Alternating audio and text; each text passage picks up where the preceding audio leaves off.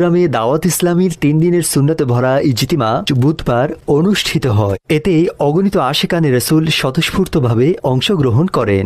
আসুন এই দিনের ইজতিমার কিছু ঝলক দেখে নিই।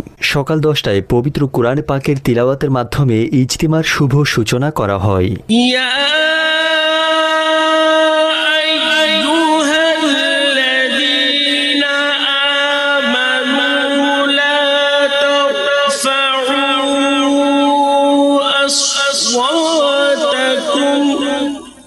কোরআনে পাকের তিলাওয়াতের পর বারেগাহে রিসালাত সাল্লাল্লাহু আলাইহি ওয়া আলিহি ওয়াসাল্লামে সুললিত কণ্ঠে নাত পরিবেশন করা হয়। হাসবি রাব্বি জাল্লাল্লাহ মা ফি কলবি গায়রুল্লাহ নূর মুহাম্মদ সাল্লাল্লাহ নূর মুহাম্মদ সাল্লাল্লাহ লা ইলাহা ইল্লাল্লাহ। মোবাল্লিগে দাওয়াত ইসলামী বিভিন্ন বিষয়ে সুন্নতে ভরা বয়ান করেন।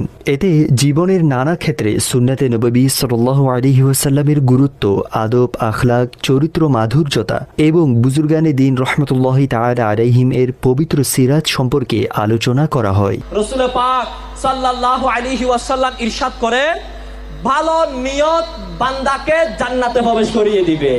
আল্লাহ তাআলা আমাদেরকে যত নিয়ামত দান করেছেন তার মধ্যে সময় এটিও মহা মূল্যবান একটি নিয়ামতের শামিল।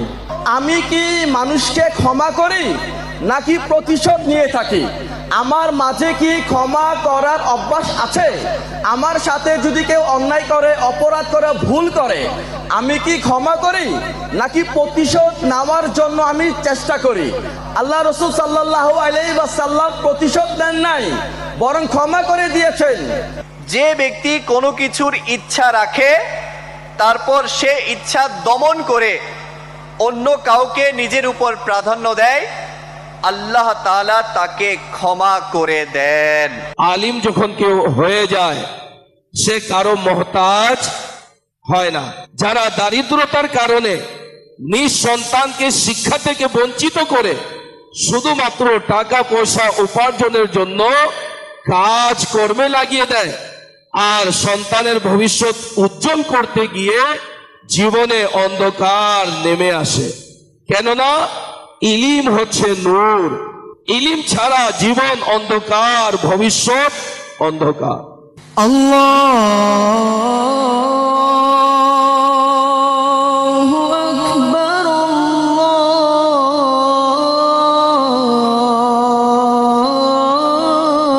আল্লাহু আকবার। খোদার দিদার পাবে তুমি ভাই পড়িলে নামাজ, খোদার দিদার পাবে তুমি ভাই পড়িলে নামাজ, জান্নাত লাভ করিবে তুমি পড়িলে নামাজ।